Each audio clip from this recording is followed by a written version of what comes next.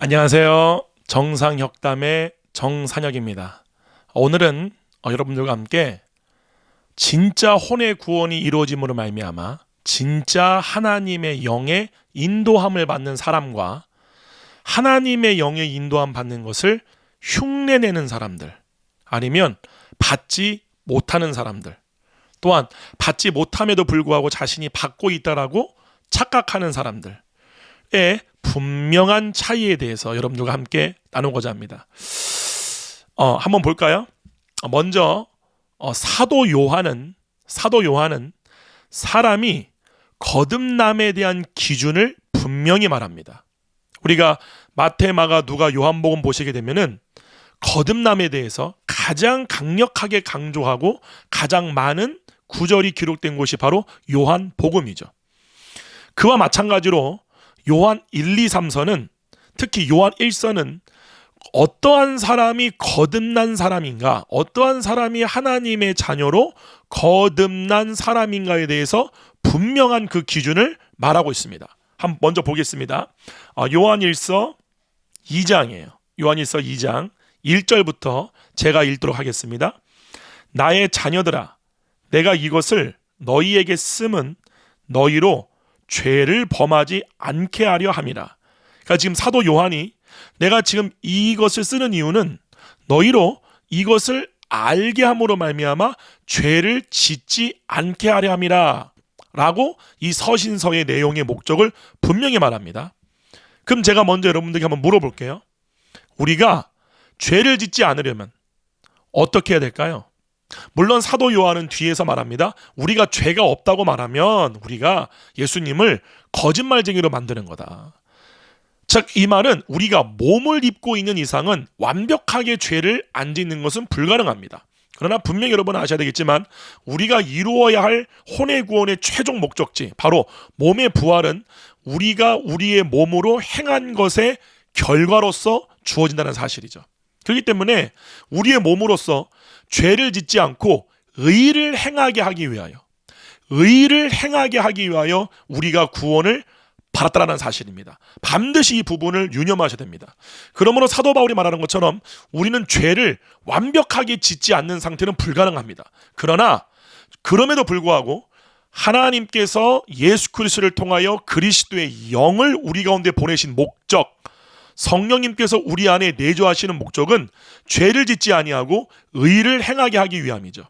그러므로 초대교회 때 교부들이 말한 것처럼 더 이상 우리의 몸은 죄의 병기, 죄를 짓는 무기가 아니라 의의 병기, 의를 나타내고 의를 행하는 무기가 되었다는 사실이죠. 그 목적을 이루기 위해서 율법의 요구가 이루어지게 하기 위해서 성령님이 우리 가운데 내주하고 계신다는 사실입니다.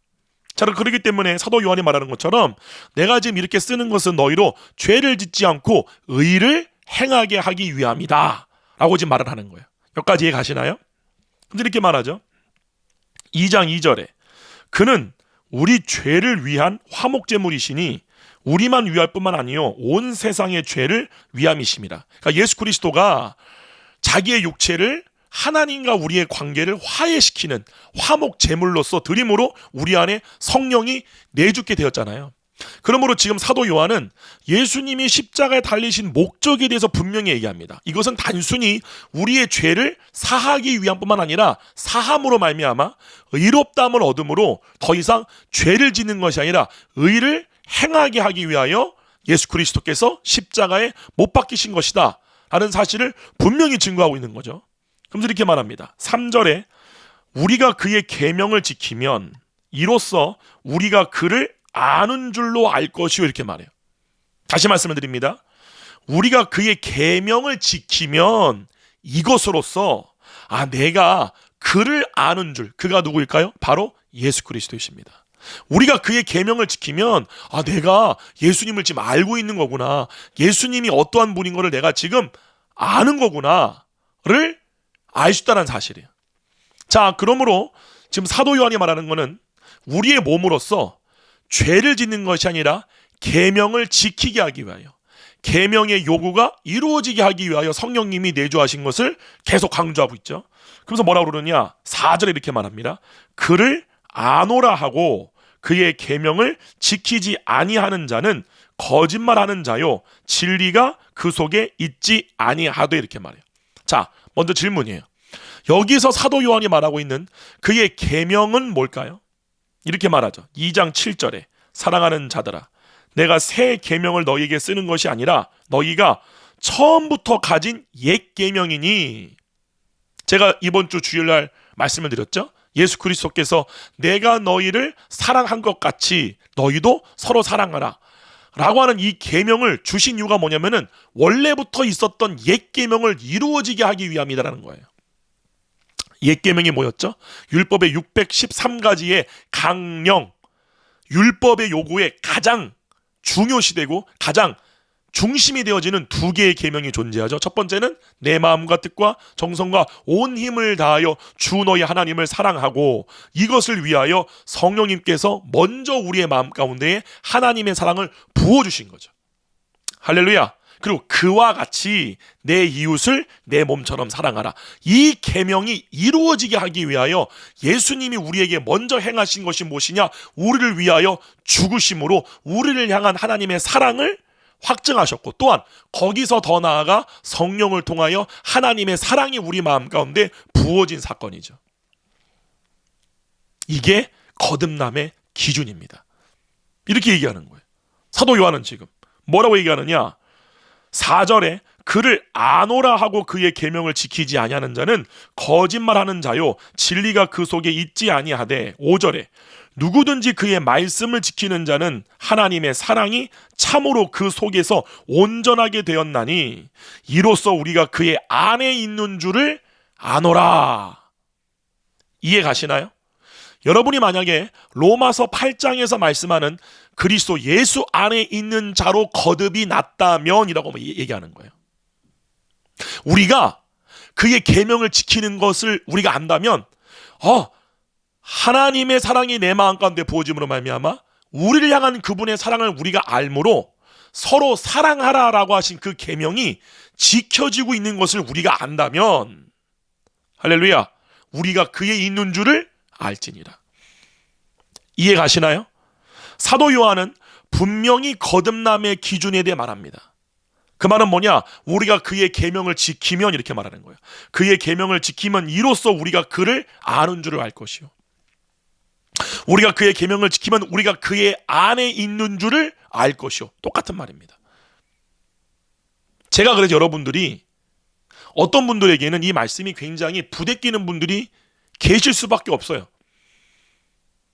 왜냐하면 두 가지입니다. 두 가지의 이유 때문에 마음에 부대낌이 옵니다. 첫 번째, 거듭난 적이 없는 거예요. 거듭난 적이 없기 때문에, 그런데 중요한 거는 거듭이 난 적이 없는데 종교 생활을 많이 한 거예요. 그 말은 뭐냐? 그 사랑이 뭔지를 몰라요. 그 사랑이 나에게서 나온 적이 없어요. 나로서 할 수 없지만 내 안에 그가 보내신 성령으로 인하여 하나님의 사랑이 내 마음 가운데 부음받음으로 그의 계명이 지켜지는 나를 발견해 본 적이 없는 거예요. 그거는 거듭난 적이 없는 겁니다. 두 번째 마음의 부대낌은 그 사랑이 있었는데 사도 베드로가 베드로 후서 1장에서 말한 것처럼 그의 옛 죄가 깨끗하여진 것을 잊었느니라. 이 말이 뭐와 똑같은 말이냐? 처음 사랑을 잃어버린 거예요. 너무나 오랜 기간 동안에 성령으로 시작하여 성령으로 마쳐야 되는데, 이것도 두 가지 이유입니다. 종교로 인하여 미혹이 된다든지, 아니면 사도 요한이 말하고 있는 미혹의 영에 의하여서 미혹된 거죠. 그러므로 잘못된 길로 그리스도를 배운 사람들이에요. 이런 분들이 정말로 많습니다. 너무너무나 많습니다. 그래서 제가 오늘 여러분들과 함께 나누는 이 내용의 제목을 뭐라고 정했느냐? 진짜 하나님의 영의 인도함을 받아 혼의 구원이 이루어지는 사람인가? 정말 하나님의 영의 인도함을 받아 성령의 일들이 나타나는 사람이냐? 아니면 여전히 그 혼이 몸에 종되어 있음에도 불구하고 성령의 일을 하는 것처럼 흉내내거나 거짓으로 속이는 자인가? 이것을 분별할 수 있는 유일한 기준은 사랑입니다. 사랑입니다. 반드시 이 부분을 아셔야 돼요. 특히 여러분들이 이 은사에 대해서 예언이나 어떤 치유를 받을 때 제가 항상 그 예언하는 자나 어떠한 성령의 일을 하시는 분들이 아무리 지식이 많고 아무리 유창한 말을 하고 아무리 여러분들이 설득당할 만한 말을 한다 할지라도 그 사람이 진짜로 하나님의 영의 인도함을 받아 그 일을 하고 있는 상태라면 반드시 뭐가 나타나야 되느냐? 예수 그리스도의 사랑이 나타나야 됩니다. 그래서 사도 요한이 이렇게 말을 하는 거예요. 잘 들어보셔요. 이렇게 말합니다. 사랑이 뭐냐? 고린도전서 13장 4절. 사랑은 오래 참습니다. 사랑은 온유합니다. 사랑은 시기하지 않습니다. 그런데 너무나 많은 은사자들, 성령의 일들을 한다고 하시는 분들 가운데 적지 않은 수가 조급해합니다. 영혼에 대해서 오래 기다려주지 못합니다. 온유하지 않습니다. 굉장히 분주하고 정신이 없고 사납고 드셉니다. 시기를 너무너무나 잘합니다. 이거는 그 사람들만의 문제가 아니라 우리 모두가 육신을 따라가는 혼이 되었을 때 모두에게 나타나는 현상입니다. 그러므로 우리는 이것을 통하여서 뭘 알아야 되느냐? 지금 내가 하나님의 영의 인도를 따라 하나님의 일을 하고 있는 것인가? 아니면 몸의 소욕에 여전히 종되어 있음에도 불구하고 하나님의 일을 하는 것처럼 흉내내느냐? 하나님의 일이 아니라 내 일인데 내 일인 것처럼 내가 하고 있느냐를 반드시 분별할 줄 알아야 돼요. 왜요? 승리자의 관을 얻기 위해서는, 부활의 몸을 얻기 위해서는 반드시 법칙대로 경주해야 되기 때문입니다. 그 법칙은 바로 생명의 성령의 법을 따라 행해야 됩니다. 그게 바로 법대로 경주하는 자입니다. 그 법은 생명의 성령님이며 생명의 성령을 따를 때에 우리가 거듭날 때에 우리가 하나님의 일을 할 때에 어떠한 열매가 맺어지느냐? 바로 사랑입니다. 외식적인 율법학자나 바리새인들이 했던 내 사람들만 사랑하는 것, 내 그룹에 속한 사람만 사랑하는 것, 나랑 맞는 사람만 사랑하는 것, 우리 교회에 있는 사람만 사랑하는 것, 여러분이 어느 선교단체에서 봉사를 하던, 여러분이 어느 목사님의 말씀을 듣던, 어느 누구에게 양육을 받던 내 사람만 사랑하는 것은 하나님의 사랑이 아닙니다. 왜요? 예수님께서 말씀하셨듯이 그거는 이방인들도 한다. 누구도 한다? 세리들도 한다. 세리도 자신에게 선대하는 자에게는 선대한다. 그거는 하나님의 사랑이 아니다. 하나님의 사랑은 악인이나 선인이나 가릴 것 없이 그들 모두에게 비와 해를 주신다. 이것만이 하나님의 사랑입니다. 이것만이 여러분이 실상은 몸에 종되어 있는 혼의 상태인데 하나님의 사랑을 하는 척, 하나님의 일을 하는 척, 그렇게 흉내내어질 수 있는 사랑이 아니라 오직 생명의 성령을 따르는 그 생명의 성령의 인도함 받는 혼의 상태가 되었을 때야만이 나올 수 있는 사랑입니다. 그래서 이 사랑은 지식의 단계에 있는 사람에게 나올 수 있는 게 아니에요. 어떠한 절제의 단계에 있다고 나올 수 있는 게 아니에요. 뭐예요? 오래 참음 다음에 반드시 경건의 열매 위에 형제 우에 그 다음에 아가페오의 사랑이 나오는 거예요. 이 사랑이 어떻게 이루어지는가를 사도 베드로가 성령의 감동에 의해서 정확하게 기술한 겁니다. 우리는 부분적으로 사랑할 수 있어요. 지식의 단계에서도 부분적으로 주님을 아는 것이기 때문에 부분적으로 사랑할 수 있어요. 절제의 단계에서도 부분적으로 사랑할 수 있어요. 거룩의 단계에서도조차도 부분적으로 사랑할 수 있어요. 그러나 우리가 가야 할 목적지는 완전한 사랑입니다. 온전한 사랑이에요. 나를 통하여 하나님만이 할 수 있는 사랑이 나올 때에 하나님의 영광, 하나님의 얼굴이 나타나는 겁니다. 근데 여기 뭐라고 기록되어 있어요? 사랑은 시기하지 않습니다. 사랑은 자기를 자랑하지 않습니다. 어떠한 목회자를 높인다거나 어떠한 목회자가 예수님의 자리를 대신한다거나 어떠한 성도, 어떠한 은사자, 어떠한 말씀이 있는 자, 어떠한 직분자가 절대로 자기를 드러낼 수가 없어요. 자기를 자랑할 수가 없어요. 교만하지 아니하며 쉬 판단하거나 하지 않습니다. 무례에 행하지 아니하며 자기의 유익을 구하지 아니하며 성내지 아니하며 악한 것을 생각하지 아니하며 불의를 기뻐하지 아니하며 진리와 함께 기뻐하고 모든 것을 참으며 모든 것을 믿으며 모든 것을 바라며 모든 것을 견디느니라 이렇게 말해요. 그러므로 우리는 사도 바울의 말처럼 부분적으로 예언할 수 있어요. 그러나 그것이 부분적이지만 성령님에 의하여 나온 예언인지 요한복음에 말씀하신 것처럼 장래의 일을 너희에게 알려주시리라 라고 말씀하신 그 성령님에 의한 부분적인 예언인지 아니면 몸에 종된 상태예요. 몸이 하는 생각이에요. 육신의 정욕을 따른 예언인지 우리는 알 수 있습니다. 뭐예요? 부분적이라도 온전함이 나와야 돼요. 부분적이라도 온전한 사랑이 나와야 돼요. 하나 되게 하느냐. 그래서 봐보세요 여러분. 아주 간단한 분별 방법입니다. 뭐가 분별 방법이냐? 잘 보세요. 갈라디아서 5장에 육체의 소욕과 성령의 소욕이 나오죠.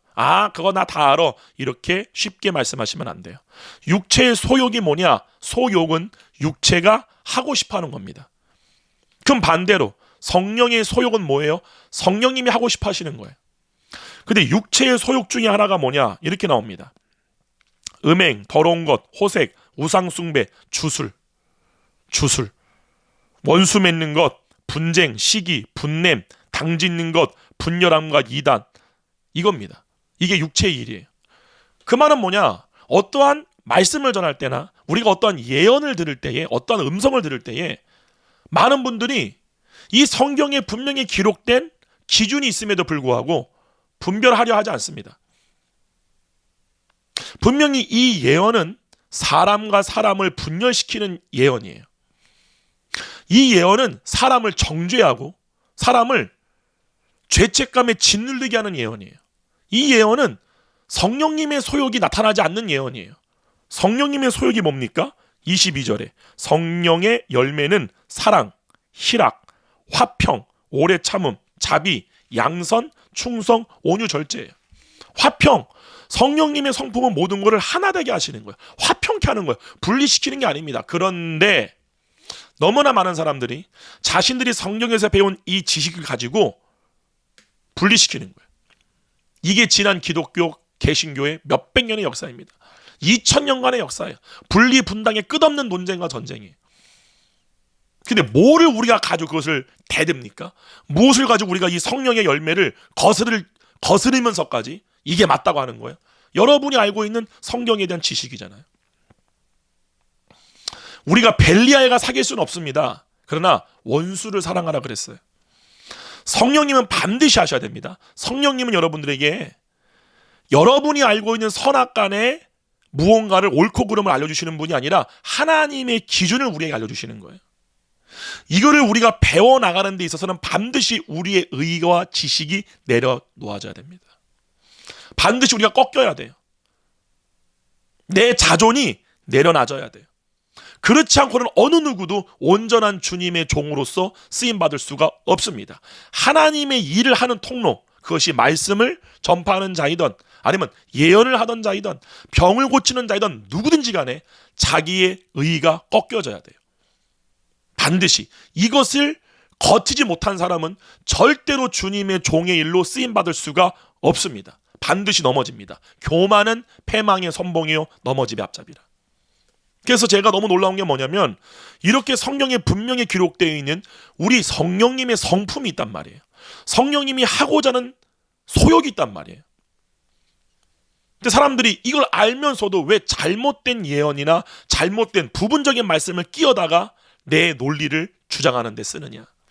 왜 그 자신을 멸망으로 이끌고 가는 그러한 잘못된 음성이나 그러한 예언들을 의지하느냐? 왜일까요? 그것을 듣고 싶어서 그래요. 그것을 듣고 싶어서 그래요. 말씀도 마찬가지예요. 분명히 성경은 좌우가 존재합니다. 근데 많은 분들이 좌 아니면 우, 내가 듣고 싶은 말씀만 듣는 거예요. 이 듣고 싶어 하는 말만 듣고 싶어 하는 그 여러분의 죽어지지 않는 그 존재, 나라고 하는 그 자아가 완전히 낮아져야 돼요. 이 과정을 거친 사람만이 진정한 주님의 종으로서, 일꾼으로서, 주님의 일을 하는 사람으로서 쓰임을 받을 수가 있습니다. 할렐루야. 이거는 타협할 수가 없는 거예요. 타협할 수가 없는 거예요. 아니 목사님, 저는 집사고 저는 평생 엄마 따라서 모태신앙이고, 근데 저는 하나님의 사랑이 뭔지를 잘 몰라요. 그런데 저는 말씀에 대해서는 알아요. 많은 분들이 저와 이런 상담을 합니다. 근데 저는 말씀을 드려요. 거듭난 적이 없는 겁니다. 사도 요한이 말하잖아요. 우리가 그의 계명을 지키면 이로써 우리가 그를 아는 줄 아느니라. 우리가 그의 안에 있는 줄을 아느니라. 무슨 말이냐? 그리스도 안에 있을 때야만이 우리는 그의 계명이 지켜집니다. 이 말을 하는 거예요. 다시 말씀을 드립니다. 사도 요한이 아까 뭐라고 그랬죠? 내가 이 말을 쓰면 너희로 범죄하지 않게 하려 함이라. 죄를 짓지 않게 하려 함이라. 그러므로 어느 때에 우리가 범죄하지 않는다라고 말하죠? 그의 안에 거할 때예요. 오직 우리가 그의 안에 거할 때야만이 범사에 참된 것을 하며 그의 사랑 안에서 자라납니다.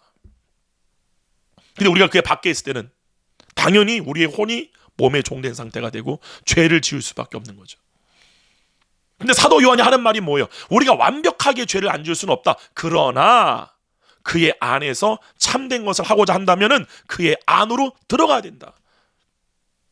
여러분 한번 봐보세요. 여러분 봐보세요.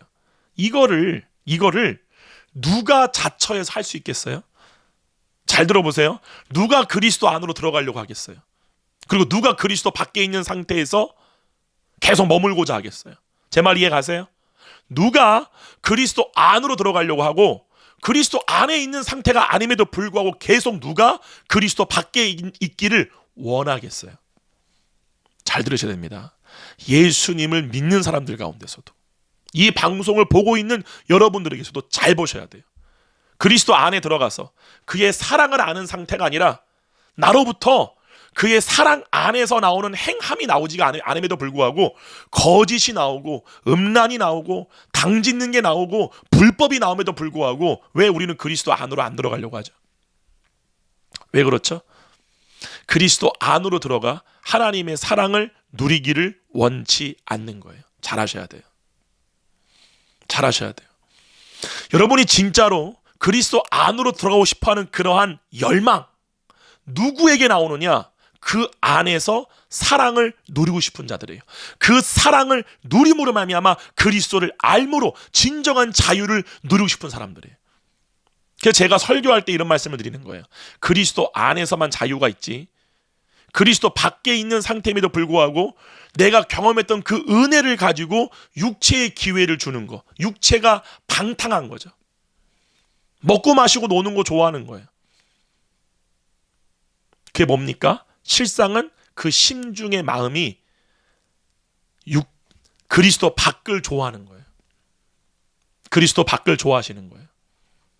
이게 여러분이 정말 자신 스스로를 분별할 줄 아셔야 됩니다. 저는 지금 말하기를 여러분의 심중 안에 그리스도를 향한 사랑이 꺼졌다라고 말씀드리는 게 아니에요. 그리스도의 사랑이 여전히 있음에도 불구하고 그 마음의 겉마음이 그리스도 밖의 육체로서 인한 이 기쁨과 이 세상 거를 좋아하시는 분들이 계세요. 실제로 목회하면 그렇습니다. 그분들이 하나님의 사랑을 경험 안 한 분들이 아니에요. 경험했었어요. 근데 무엇에서 문제가 야기되어지느냐? 너무 세상을 좋아하는 거예요. 너무 육이 좋은 거예요. 웃고 떠들고 놀고 먹고 마시고 삶의 패턴을 봐보세요. 그러신 분들의 또 하나의 특징이 뭐냐? 예수님이 요한복음 5장에서 말씀하신 것처럼 말씀에 대한 연구만을 좋아해요. 잘 아셔야 됩니다. 천국은 침노하는 자가 빼앗습니다. 그 침노, 그 하나님의 나라 안으로 들어가게끔 하게끔 하나님이 이루신 일이 뭐냐면 하나님을 사랑하는 마음을 부어주신 거예요. 우리에게 먼저 그분의 사랑을 부어주심으로 우리를 향한 하나님의 사랑을 알게 된 거예요. 그 사랑이 하나님의 사랑을 경험하고 알 수 있는 그 그리스도 안, 하나님의 나라 안으로 침노에 들어가게끔 하는 에너지, 원동력을 만듭니다. 그럼 반대로 이 사랑이 떨어진다면 그의 나라 안으로 들어갈 원동력이 떨어지는 거죠. 그때부터 마귀는 미혹에 들어갑니다. 이거 봐라. 이 사람 마음속에 하나님을 향한 사랑이 많이 식어있네. 여러 가지 종교적인 행위들, 여러 가지 종교적인 프로그램들에 집착하게 만들죠. 여러분, 히브리서 기자가 뭐라고 얘기했어요? 도의 초보를 알았다면 죽은 행실로부터의 회개, 메타노이아, 이게 회개구나. 하나님께 대한 신앙, 하나님이 예수 그리스도를 통해서 이루신 우리 안에 거듭난 속사람에 대한 믿음, 그리고 그 일을 이루기 위해 실제는 나한테 이루어진 물세례와 성령 세례, 그리고 안수를 통한 임파테이션, 기름 부으심의 전이, 하나님의 사랑이 내 마음 가운데 부어지는 모든 것들, 그리고 이것을 행해 나갈 때에 누가 죽은 자 가운데서 다시 살리심을 얻는지, 그리고 영원한 심판, 무엇이 부활을 얻느냐 얻지 못하냐의 기준이 되어지는지, 이걸 알았다면 뭐라고 그래요? 완전한 대로 나아가라 그러잖아요. 그 말은 뭐예요? 실습해라 그 뜻이에요. 실습을 해라. 그런데 또 이것도 또 죄송한 말씀일 수도 있어요. 다 그렇다는 말은 아닙니다. 다 그렇진 않아요. 그러나 적지 않은 분들이 2000년 기독교 역사 동안에 반복되어지는 일입니다. 무슨 말이냐? 예수님 이런 말씀하시죠. 저희가 내게 와서 고침을 받을까 두려워한다. 그들이 들어도 듣지 못하고 보아도 보지 못하고 마음으로 깨달아 알지 못하면 내게 와서 고침을 받을까 두려워합니다. 이 말이 뭔 말이냐? 몸을 사랑하는 거예요. 아니 누구든지 예수님께 와서 고침받고 싶잖아요. 안 그렇습니까? 근데 예수님 말씀하시기를 저들은 내게 와서 고침받을까를 두려워한다라고 그래요. 왜 그럴까요? 요한복음은 분명히 말합니다. 빛으로 나오는 것마다 모든 어두움은 드러납니다. 예수님이 빛이에요. 예수님만이 하나님께로 갈 수 있는 길입니다. 할렐루야. 예수 그리스도만이 우리가 하나님의 나라 안으로 오늘날도 침노에 들어갈 수 있는 유일한 길입니다. 예수 그리스도의 믿음만이, 예수님을 통한 주어진 그 계시된 믿음만이 내가 새로운 영적인 새로운 피조물이 되었다는 사실을 믿을 수 있는 근간이 돼요. 그것이 없으면 불가능합니다. 근데 중요한 건 뭐예요? 글로 가고 싶지가 않은 거예요. 빛으로 나아가고 싶지가 않은 거예요. 저는 목회를 하면서 이 경우들을 굉장히 많이 경험합니다. 무슨 말이냐? 우리가 성경의 말씀을 보게 되면 이 말씀을 여러분이 들을 때도 아시겠지만 여러분 속에 있는 오물들, 상처, 쓴뿌리, 제거되지 않는 잘못된 종교적 이론들, 신학 체계들이 다 드러납니다. 다 드러나요. 다 드러납니다. 뭐까지 드러나느냐? 창세기 3장에서 타락한 아담과 여자가 선악과를 먹고 자기의 벌거벗었음을 가리기 위해서 만든 무화과 나무 잎이죠. 그게 다 띄어집니다. 그러니까 말 그대로 내가 나라고 하는 존재를 어느 정도 유지하고 만들기 위해서 지금까지 내가 열심히 해왔던 학벌, 내 속의 자랑, 학위, 이렇게 말할 때는 잘 안 드러나요. 근데 실상 그것을 딱 찌를 때 집사님, 권사님, 장로님 안에 그 존심이 있지 않습니까? 왜 성도를 나와 같이 못 여깁니까? 왜 내 형제를 나와 같이 못 여깁니까? 그 나와 같이 못 여기게끔 하는 자기 자랑, 교만, 열등감, 피해의식, 두려움, 그 두려워하는 근원이 뭡니까? 무엇 때문에 이렇게 두려워하세요? 벌거벗은 게 두려우세요? 여러분, 이게 성경이 무슨 말인지 이해 가십니까?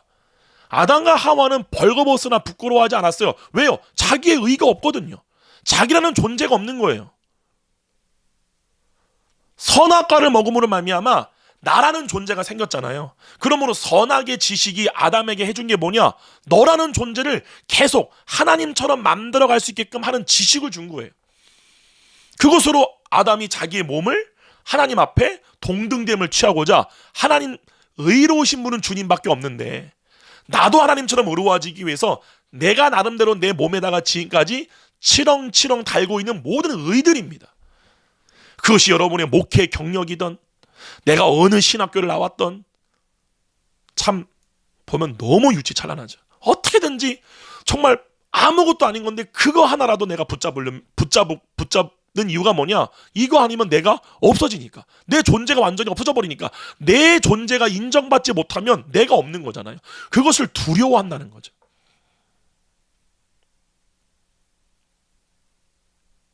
여러분이 사실 아셔야 돼요. 그러므로 저희 새노래 사랑교회 안에서도요, 어떤 분은 막 은사를 자랑합니다. 돈 봉투까지는 성도들에게 요구하지는 않아도 은사를 자랑합니다. 또 은사가 없는 분들은 은사 있는 분을 또 부러워해요. 절대로 그럴 필요가 없습니다. 절대로 그럴 필요가 없습니다. 하나님은 각 사람에게 맞는 선물, 은사, 그리스도의 몸이 그리스도의 일을 하기 위해서 각 사람에게 분량에 맞게끔 은사를 줬어요. 예언 못해도 돼요. 그분은 봉사의 은사를 받은 분도 있어요. 섬김의 은사가 있는 분도 있어요. 저같이 말씀을 전하는 자가 있을 수도 있어요. 어떤 사람은 예언할 수 있어요. 어떤 사람은 병 고칠 수 있어요. 그러나 나는 왜 적이 없지? 그럴 필요가 없어요. 모든 하나님의 자녀가 된 사람들에게는 자동적으로 구원의 영생과 은사가 주어집니다. 그러므로 하나님의 은사와 부르심에는 후회하심이 없는 거예요. 그것이 동시에 우리에게 주어지는 거예요. 할렐루야. 근데 그거 여러분 보고 자랑하라고 준 건가요? 아니요. 내 미래가 알고 싶어서. 이게 뭡니까? 점치는 거예요. 주술. 육신의 열매 중에 하나가 주술입니다. 두려워하는 거예요. 장래일을 알므로 말미암아 내 현재를 안정되게 하고 싶은 거예요. 주님은 그런 식으로 가르쳐 주신 분이 아닙니다. 장래일을 알게 한다는 말은 뭐냐면은 하나님의 경륜의 계획을 우리에게 알려주시는 거예요. 그거는 말씀으로도 증명되어지는 거예요. 물론 하나님이 특이한 경우에는 진짜로 어떤 개개인들에게 하나님이 그들을 통해 이루실 일들을 알려줄 때가 있죠. 그러나 여러분 대부분 예언들을 다 받아보세요. 대부분 다 틀립니다. 맞지 않아요. 제가 옛날부터 어떤 예언을 받을 때 많은 사람들이 대부분 다 그래요. 저뿐만 아니라 예언 받으러 온 수많은 사람들에게 너는 열방을 위한 뭐가 될 거다. 너를 하나님이 열방의 기치로 세우다. 별의별 좋은 말을 다 합니다. 더 나아가서 어떤 분은 분리시키죠. 남편과 이혼하세요. 이런 말도 안 되는 말들. 지금 뭐 집사님이 다니시고 있는 교회 목사는 사건 목사입니다. 막 이런 말도 안 되는 예언들. 분리시키고 당짓고 분열하게 하는. 아니요. 성령님은 그렇게 일하시는 분이 아니십니다. 반드시 여러분 아셔야 돼요. 반드시 아셔야 돼요. 그러므로 함부로 몸이 갖고 있는 선악으로 이원화된 생각을 성령님의 생각인 줄 알고 그냥 막 하시는 분들. 그렇기 때문에 교회 안에서는 아무나 직분자로 세울 수가 없습니다. 은사는 모두에게 있을 수 있어요. 은사가 있다고 해서 교회에 직분 주는 거 아닙니다. 은사는 구원을 받은 하나님의 자녀는 모두가 가질 수 있어요. 다 주는 거예요. 직분자는 틀려요. 하나님의 일꾼은 달라요. 반드시 테스트를 통과해야 돼요. 그 테스트가 뭡니까? 겸손이에요. 겸손. 온유함이에요. 사랑할 줄 아는 능력이 있는 자가 되어야 돼요. 사랑할 수 있는 능력이 있는 자. 무언가를 상담하거나 무언가를 성도를 양육한다거나 말씀을 가르친다거나 할 때 진짜 진리에 서서 그 진리의 기준으로 온전히 자기도 그 진리에 맞춰가면서 정말 겸손한 마음으로 영혼들에게 사랑하는 법을 가르쳐 줄 수 있는 사람. 그것이 통과된 사람. 그것이 담임 목사님과 교회에 있는 여러 명을 통하여서 확증된 사람들, 그 사람들이 교회의 양육자로 세워지는 거예요. 그런데 그러한 거를 거치지 않고 그냥 은사가 있기 때문에, 능력이 있기 때문에 왜 내 은사를 인정해 주지 않냐? 왜 이 교회는 나를 사용하지 않냐? 이런 여러 가지, 한두 명이 아닙니다. 굉장히 많습니다. 그런 분들은 자기 사역할 수밖에 없죠. 교회는 병만 고치는 곳이 아니죠. 교회는 예언만 하는 곳이 아닙니다. 교회는 말씀만 가르치는 곳이 아니에요. 교회는 구제만 하는 곳이 아닙니다.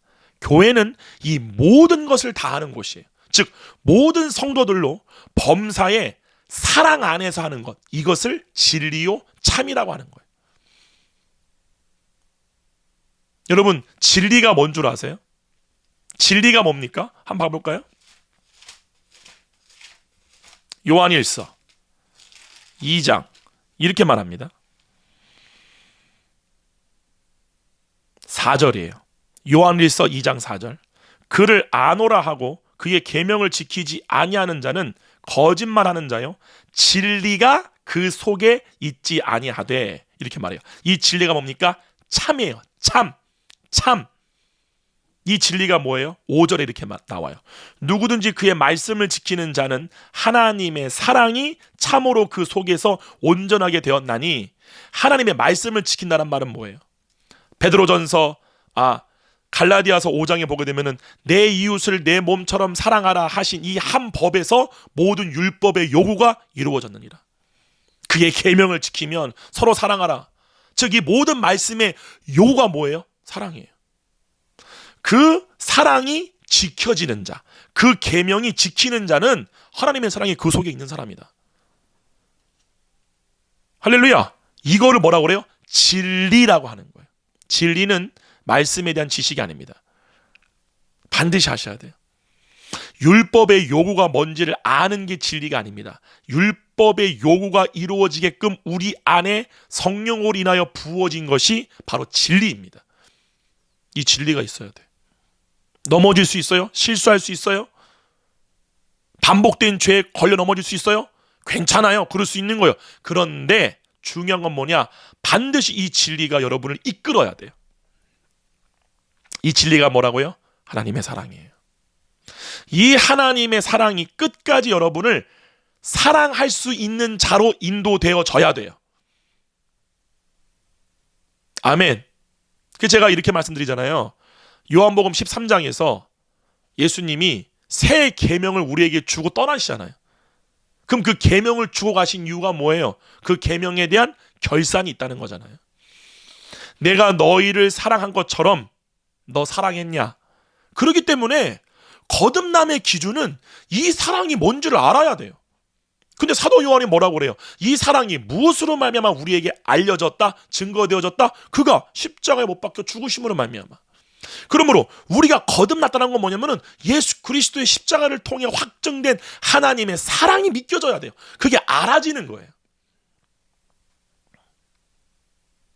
이해 가세요? 그래야 언약을 맺은 거잖아요. 아니, 여러분이 그 하나님의 사랑이 뭔지도 모르는데 예수님 재림할 때 내가 너를 사랑한 것처럼 너 사랑했냐라고 물어볼 수 있어요? 결산이 있을 수 있어요? 없어요. 여러분의 진정으로 그리스도의 이름을 부르심으로 구원을 얻었다면 반드시 그가 보내신 성령으로 말미암아 하나님의 사랑, 예수 그리스도를 통한 하나님의 사랑이 부어지셔야 돼요. 그리고 중요한 거는 그게 성령으로 시작한 거예요. 그게 진리로 인도함 받는 상태예요. 그런데 중요한 건 이거예요. 그것으로 지금 이끌림 받고 있냐는 거예요. 하나님의 영에 이끌림 받고 있냐는 거예요. 말씀을 전하시는 분이시던 예언을 하시던 분이시던 봉사를 하는 분이던 범사에 참된 것 뭡니까? 그의 사랑 안에서 행하게 하려 하십니다. 이걸로 가냐는 거예요. 그게 아니면 아닌 거예요. 나 스스로도 돌아서야 돼요. 나 스스로도 그리스도 안으로 들어가시려고 해야 돼요. 다시 말씀을 드립니다. 넘어질 수 있어요. 실수할 수 있어요. 죄 지을 수 있어요. 그러나 뭐가 중요한 거예요? 그리스도 안으로 들어가고자 하는 그 사랑이 여러분 안에 불타오르고 있냐라는 거예요. 이게 없다. 사랑이 식어져 버린 거예요. 있던 분들 가운데. 이해 가세요? 아예 처음부터 없던 분들에게 말하는 게 아닙니다. 있던 분들 가운데. 내가 그 사랑 안에, 내가 정말 그 사랑에 고파서, 내가 그 사랑에 고파서 애통하고 그걸로 줄였던 때, 그 사람은 반드시 뭐합니까? 천국으로 침노에 들어가죠. 왜요? 그 안에서만 사랑을 알 수 있기 때문에, 그 안에서만 사랑이 되어지기 때문에, 그 안에서만 하나님이 아는 진짜 나로 사라지기 때문에. 근데 그 안으로 안 들어가려고 그래. 실제로. 그건 뭐예요? 사랑이 식어진 거예요, 그게. 그걸 반드시 아셔야 돼요. 다시 말씀을 드려요. 죄 지을 수 있어요. 넘어질 수 있어요. 실수할 수 있어요. 근데 그러고 나서 주님 저 잘못했습니다. 여기서 제가 말씀드리는 율법주의, 이 율법주의가 무서운 이유가 뭐냐면, 율법주의란 거는 단순한 거예요. 예수 그리스도로 인하여 거듭난 나를 내 존재로 믿는 대로 인도하지 않는 거예요. 여전히 몸이 난 거예요. 그러니까 몸이 나니까 이 몸으로서 죄를 안 짓게 하는 거예요. 그게 율법주의예요. 이해가세요? 여러분, 사도 바울이 말한 내 몸을 쳐서 복종케 하려 함이라는 말이 뭐냐면은 그리스도 안으로 들어가려고 하는 나를 막고 있는 육신의 소욕을 쳐서 그리스도 안으로 들어가려고 한다, 그 뜻이에요. 내가 복음에 참여하기 위하여 복음 안에서 모든 걸 행하고자 함은, 이 복음이 뭐예요? 내가 예수 그리스도의 새로운 피조물로 태어난 거예요. 그 안에서 행하려고 한다. 이렇게 되려면 반드시 뭐가 되어져야 하느냐? 사도 바울이 로마서 8장에서 말한 존재의 변화에 대한 믿음이 있어야 돼요. 할렐루야. 근데 제가 저번에 들었던 그 정산역담에 표면의식의 그냥 변화인지 진짜 심중으로부터 올라오는 변화인지를 잘 구별하시라. 무슨 말이에요? 여러분의 혼의 구원이 이루어졌다면 반드시 그의 사랑을 아는 상태가 돼요. 그리고 그의 계명이 지켜져요. 부분적이랄지라도, 온전하지 못할지라도, 부분적이랄지라도 스텝 바이 스텝 매일매일 조금씩 그의 사랑 안에서 행한다는 것이 내 삶의 순간순간마다 경험되어져요. 이틀에 한 번이든 일주일에 한 번이든 간에 반드시 경험되어져요. 저는 처음부터 완전하게 하라 그걸 얘기하는 게, 성경은 그걸 얘기하지 않습니다. 스텝 바이 스텝. 근데 중요한 건 뭐예요? 그 나라 안으로 들어가고자 하는 목마름이냐는 거예요.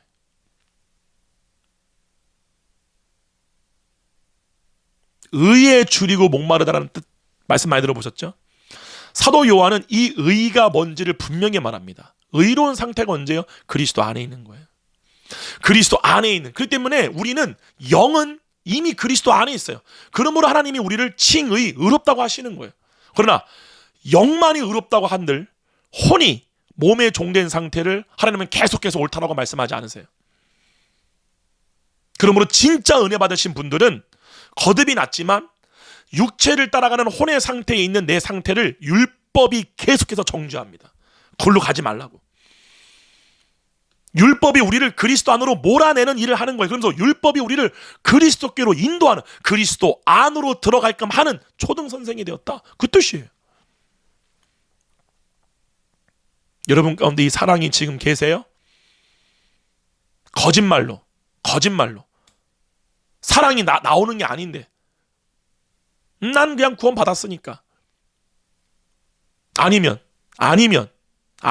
믿음이 없이 여전히 율법적인 신앙에 가두어져서 이 몸이 난 거예요. 이 몸이 나니까 영의 새로운 피조물로 내가 태어났음에 대한 믿음이 그리스도로부터 계시되어진 적이 없는 거예요. 그러니까 몸이 나니까 이 몸의 사람을 어떻게든지 내가 죄 안 져보려고. 무슨 말이에요? 기복주의적인 신앙이나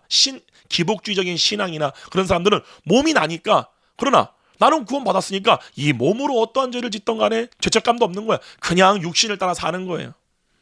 반대로 율법주의는 똑같이 여전히 몸이 나예요. 그러므로 몸으로서 죄를 지면 안 되는 거예요. 몸이 거룩해야 되는 거예요. 목적이 그건 거예요. 근데 우리의 목적은 뭐예요? 진짜 구원받은 이의 목적이 어디예요? 그리스도 안으로 들어가는 거예요. 왜요? 거기 안에서만 내가 처음 구원을 받았을 때 경험했던 그 사랑으로 인한 완벽한 자유, 나로서 나올 수 없는 율법의 요구가 이루어지는 나의 삶, 그게 진짜 알아지는 거야. 이게 의지야. 이게 의지. 이게 의야. 그래서 의에 줄이고 목마른 자가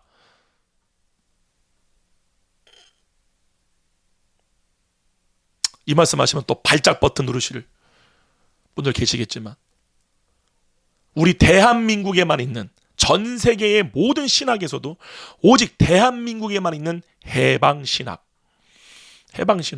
민족주의, 70년대에 이 박정희 정권 아래에서 막 투쟁하던 분들이 생겼던, 지금은 그 해방신학이 제가 볼 때는 보수나 진보나 다 똑같이 있는 것 같아요. 그게 의가 아닙니다. 깨어나세요. 의가 어디예요?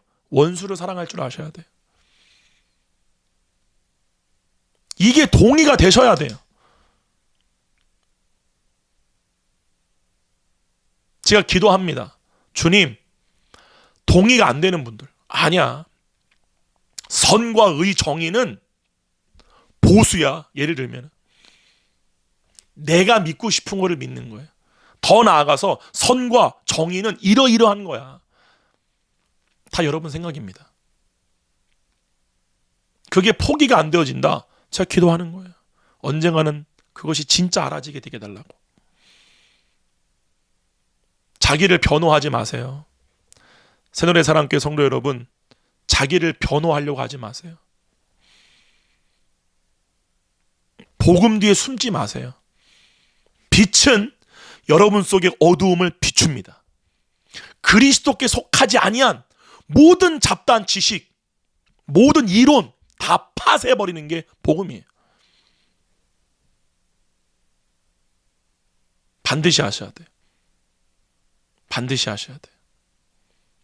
여러분의 시선이 그리스도의 얼굴을 보는 대로 나아가셔야 돼요. 반드시 하셔야 됩니다. 저는 목회를 하면서도 굉장히 많이 배우고 있는 것 중에 하나가 뭐냐면, 교회라는 곳은 진짜 하나님의 집이구나. 내 집이 아닌 거예요. 이 말이 무슨 말이냐? 내 성도가 없어요. 내 성도, 내 교회 이게 아니라 얼마든지 교회는 문이 열려 있는 거예요. 누구든지 와서 복음을 듣고 아니면 나갈 수 있는 거예요. 누구든지 이 복음을 듣고 성장한 사람들은 그리스도의 일꾼으로서 일할 수 있는 거예요. 근데 예를 들면 왜 나 인정 안 해주냐? 왜 나 안 세워주냐? 아니, 그릇이 안 됐는데, 준비가 안 되었는데, 영혼들을 주님께로 인도할 수 있는 주님을 아는 지식이 없는데,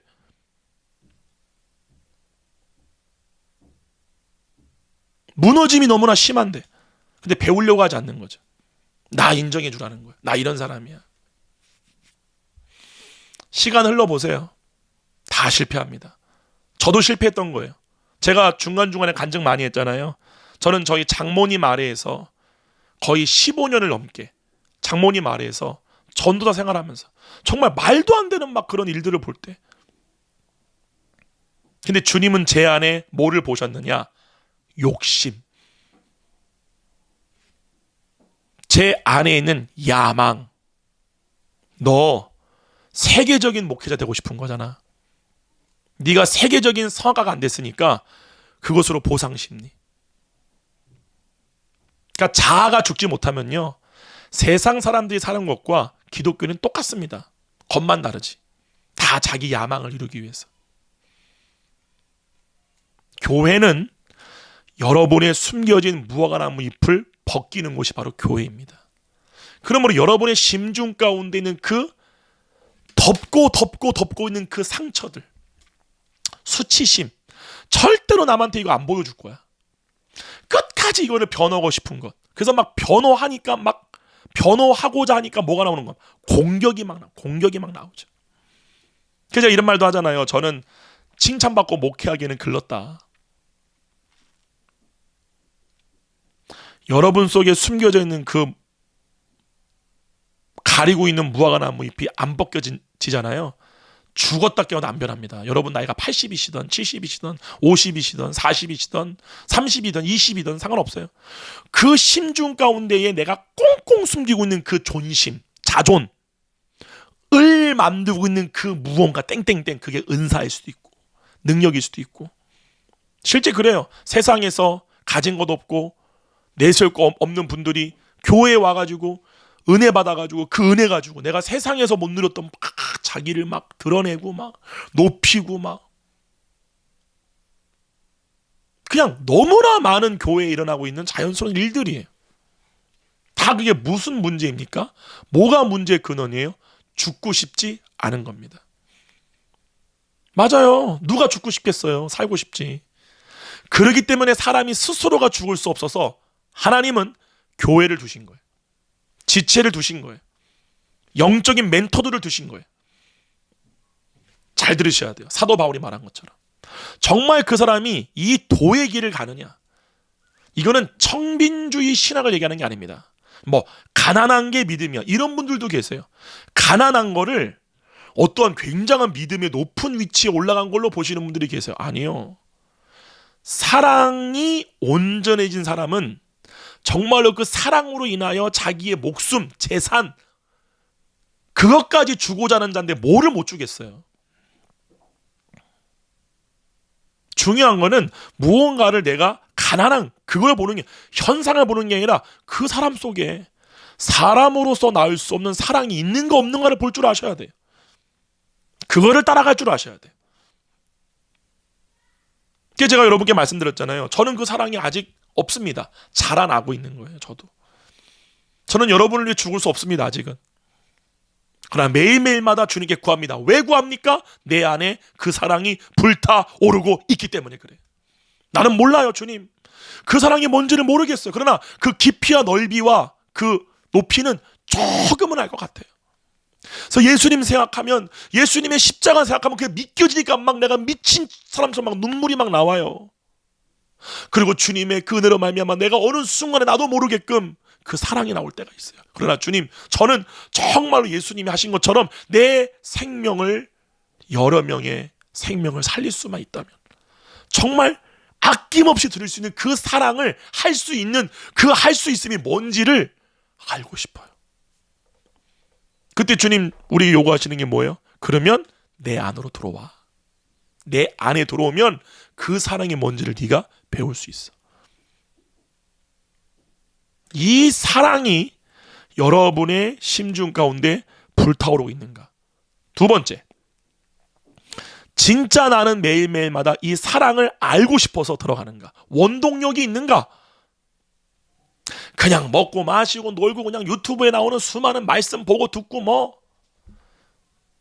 근데 중요한 거는 단 한 번도 그리스도 안으로 들어가 본 적이 없어. 그를 위해서 침노하는 자와 같이 막 부르짖고, 아니면은 임재 기도를 하든지 부르짖든지 뭐든지 간에 주님께 그걸 해달라고 두드려라, 구하라, 찾으라 라고 말씀하신 것처럼 그 몸부림, 그 사랑하는 이 얼굴을 보고 싶어하는 그것이 내 가운데 살아있는가? 이게 여러분 가운데 반드시 있어야 됩니다. 여러분이 거듭났다면 반드시 예수 그리스도를 통한 하나님의 사랑이 믿겨지고, 그 사랑이 성령으로 시작한 것이고, 범사에 무슨 일을 하든지 그의 사랑 안에서 참된 것을 하게 하기 위하여. 그러니까 참 진리는 그의 사랑 안에서 하는 모든 것들이에요. 그의 사랑 안에서 바라봐지고, 그의 사랑 안에서 알아지고, 그의 사랑 안에서 행해지는 그 모든 게 진리예요. 그러므로 진리는 하나님의 사랑이에요. 이게 유일한 기준이에요. 근데 그걸로 왜 사람들이 가고 싶어 하지 않느냐? 알매도 불구하고 뭐라고 말해요? 성경이 빛보다 어두움을 더 사랑하기 때문에. 진짜입니다. 빼도 박도 못하는 거예요. 저도 인정하는 거예요. 내가 그리스도 안으로 들어가려고 하는 다른 박질이 왜 없느냐? 어두움을 사랑하니까, 몸을 사랑하니까, 세상을 사랑하니까. 그게 무너지셔야 돼요. 오늘 여러분들과 함께 좀 말씀을 더 많이 나누려고 했어요. 원래는 굉장히 나눌 말이 너무나 많은데 요한 1서 2장, 3장, 원래 4장까지 제가 쭉 알아보려고 했어요. 네. 못한 거는 다음 시간에 우리 또 만나서 또 나누어 보도록 하겠습니다. 여러분, 교회는 그리스도를 알고 싶어하는 자들의 모임이라 그랬어요.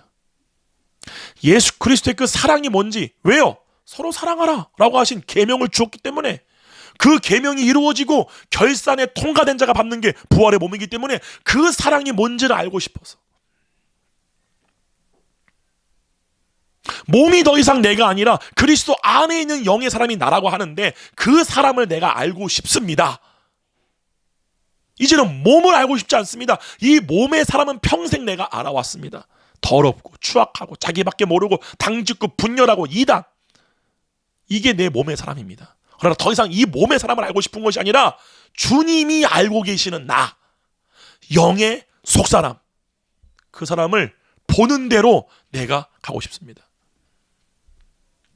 그곳으로 가게 하기 위하여 여러분들에게 계속해서 말씀으로 여러분 속에 변화되지 못하게끔 갖고 있는 심중의 견고한 진들을 무너뜨리는 거예요. 이거 아닙니다. 잘못된 겁니다. 말씀의 기준에 의하여서. 반드시 여러분 모두가 그리스도 예수 안에서 범사에 참된 것을 하여 예수 그리스도의 사랑이 완성되어지는 그 날까지 절대로 이 발걸음을 멈추지 마시고, 그리고 제대로 분별하시고, 아무 말씀이나 듣는 게 아니에요. 말씀이라고 다 듣는 게 아닙니다. 이 말씀이 정말 내 안에서 주님의 사랑을 느끼게 하고 경험케 하고 들어가고 싶어하는 필요성과 절대적인 열망을 나에게 주는 말씀인지, 그 안에서만 내가 진리를 알 수 있구나. 진리는 세상적인 이념이나 이데올로기가 아니라, 신학적인 지식이 아니라 그의 사랑이 뭔지를, 날 위해 죽으신 그분의 사랑이 뭔지를 아는 거구나. 근데 실제로요, 이 길로 가는 사람들은 적습니다. 이 길을 예수님은 좁고 협착한 길이라고 하신 거예요. 반드시 하셔야 됩니다.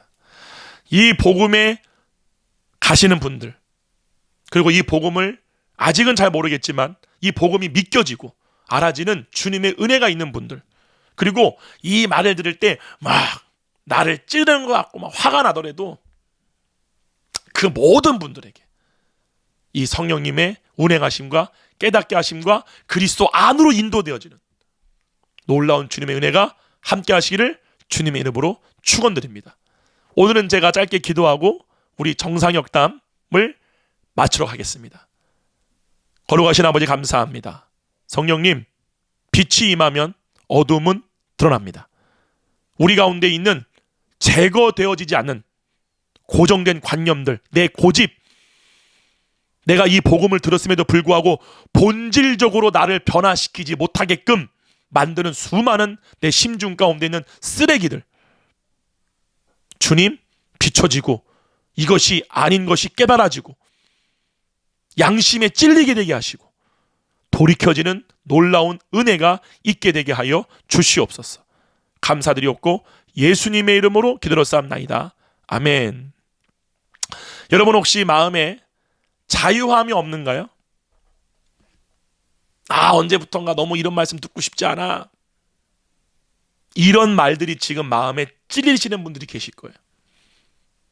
왜 찔릴까요? 그게 있어서 그래요. 예배에 나오는 게 자유하지 못하고, 사도 요한이 했던 말 제가 요 말씀하고 마칠게요. 사랑하는 자마다 그 안에 거리낌이 없나니. 무슨 말이에요? 여러분이 목회자를 볼 때 거리낌이 없어야 돼요. 성도들을 볼 때 거리낌이 없어야 돼요. 거리낌이 있다는 것은 죄 가운데 거하고 있다는 거의 증거예요. 진리 가운데로 나아가고 싶지가 않은 거의 증거예요. 반드시 우리가 진리 안에 있다면 형제를 향하여 거리낌이 없어야 돼요. 그게 바로 가인과 아벨의 사건에 등장하는 얘기예요. 가인이 분노해야죠. 하나님께 나가는 것을 거리껴하죠. 얼굴이 울그락불그락하죠. 주님 앞에 얼굴을 못 들죠. 왜 그렇습니까? 선을 행하지 않기 때문에 그렇죠. 의 안에 없기 때문에 그렇죠. 하나님 안에 없기 때문에 그렇죠. 이유입니다.